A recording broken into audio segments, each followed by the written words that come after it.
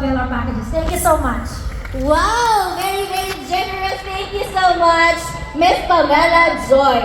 Now let us welcome the lady in purple, AfroZone Philippines CEO and founder, Miss Linda Moya. Good afternoon again to everyone. Good afternoon! I am the CEO and President of AfroZone Philippines. Sa labas po, everyone, I don't know kung kaya ng oras natin. Everyone is welcome to have your free demo para po dun sa ating plant-based stem cell na mga beauty products. We are the sole and exclusive distributor here in the Philippines, and we are open for applying, or anyone can apply as independent business owner.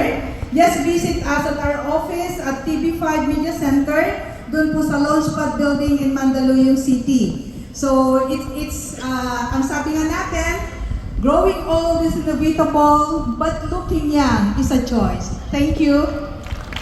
Thank you so much. I love the quote. Just like you, looking young is really a choice for the one and only mommy, Linda. Now, let us welcome Beth Lolama, May Grace, makabuhay. Hello, good afternoon everyone.